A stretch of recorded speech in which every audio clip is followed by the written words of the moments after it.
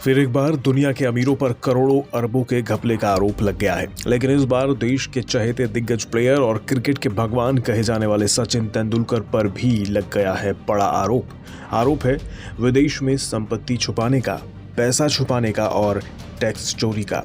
सचिन के अलावा भी कई नामचीन लोगों के नाम सामने आए हैं।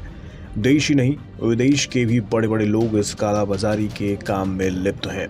आपको ध्यान होगा, एक बार पहले भी पनामा पेपर के नाम से दस्तावेज सामने आए थे।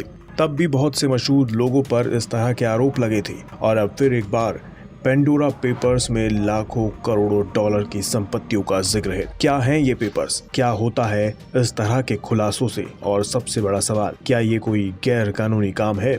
आज की चर्चा हम इसी पर करेंगे, लेकिन सबसे पहले शुरू करते हैं आरोप लगाने वाली संस्था से और आज के ताज़ा मुद्दे यानी सचिन पर लगे आरोप से। International consortium of investigated journalists यानी ICIJ की रिपोर्ट सामने आई है।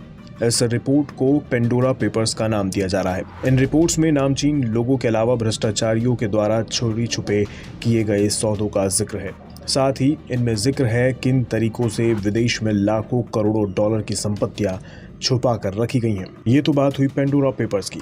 अब आते हैं सचिन पर लगे आरोपों पर। इंडियन एक्सप्रेस की रिपोर्ट के मुताबिक पेंडोरा पेपर्स की जांच में खुलासा हुआ है कि सचिन तेंदुलकर, उनकी पत्नी अंजलि तेंदुलकर और अंजलि के पिता आनंद मेहता ब्रिटिश वर्जिन आइलैंड्स में एक विदेशी संपत्ति के बेनिफिशियल ओनर थे। इस संपत्ति को साल 2016 में लिक्विडेट कर दिया गया और 26.8 लाख डॉलर के शेयरों का बायबैक कर लिया गया। इस मुद्दे पर तेंदुलकर के वकील ने कहा कि सचिन का निवेश कानूनी रूप से वैध है। तेंदुलकर के मनी लॉन्ड्रिंग, कर चोरी और किसी अवैध गतिविधि में शामिल होने का सवाल ही पैदा नहीं होता। तेंदुलकर द्वारा निवेश वैध रूप से भारत के बैंकिंग चैनलों के माध्यम से किया गया है और आयकर अधिकारियों को घोषित किया गया है। निवेश के लिक्विडेशन पर तेंदुलकर को मिली धनराशि को भी उनके टैक्स रिटर्न में घोषित किया गया है। ये तो हुई सचिन की बात। इस लिस्ट में नाम और भी हैं, जैसे PNB घोटाले के आरोपी नीरव मोदी की बहन पूर्वी मोदी और खुद को दिवालिया बताने वाले Anil Ambani, pop singer Shakira और पॉलिटिशियन टोनी ब्लेयर। सबका जिक्र करना मुमकिन नहीं, लेकिन अब सवाल ये उठता है कि क्या ये अपराध है? क्या विदेश में संपत्ति खरीदना गैर कानूनी है या खरीद कर सरकार को ना बताना गैर कानूनी है? दरअसल होता क्या है, बड़ी हस्तियां जो अपने देश से बाहर खाते रखते हैं, उनका मकसद कई तरह के वित्तीय और कानूनी लाभों को लेना होता है। ये विदेशी खाते अधिकतर ऐसे देशों में रखे जाते हैं जिन्हें टैक्स हेवन माना जाता है। इन खातों का उपयोग पैसे को देश के बैंकिंग सिस्टम की नज़र से बचाकर बाहर ले जाना होता है और टैक्स अथॉरिटीज की नज़र से बचाकर टैक्स सेविंग के लिए भी इन खातों का उपयोग किया जाता है। निश्चित तौर पर हो सकता है कि ये पूरी तरह से गैरकानूनी ना हो, लेकिन इस तरह के मामले दिखाते हैं कि टैक्स बचाकर देश की नामी हस्तियां देश को नुकसान पहुंचा रही हैं, क्योंकि हमारा दिया गया टैक्स ही हमारे देश को मजबूत बनाता है। लेकिन जब कोई देश में कमाए पैसों को बाहर के देश में इन्वेस्ट कर देता है, वो भी बिना नजरों में आए, तो इसमें नुकसान किसका हुआ? देश का और देश के लोगों का।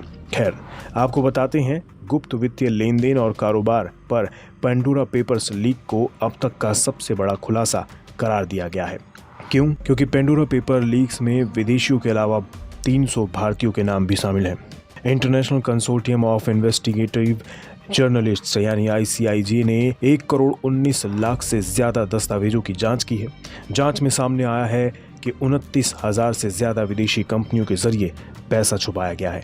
ये पैसा कंपनियों, bank account, private jets, yacht, मकान और आर्ट वर्क में लगाया गया है। इस काम में रूस, ब्रिटेन, अर्जेंटीना और चीन के ज्यादातर बेनिफिशियरी शामिल हैं। इन दस्तावेजों में पाया गया है कि पनामा पेपर लीक के बाद भारतीयों ने अपनी संपत्ति को रीऑर्गेनाइज करना शुरू कर दिया है। सचिन तेंदुलकर भी लीक के 3 महीने बाद ही ब्रिटिश वर्जिन आइलैंड में अपनी संपत्ति के लिक्विडेशन में जुट गए थे। लेकिन अब पेंडोरा पेपर्स में सचिन तेंदुलकर का नाम भी सामने आ गया है। हालांकि उनके वकील के मुताबिक ये निवेश कानूनी रूप से वैध था।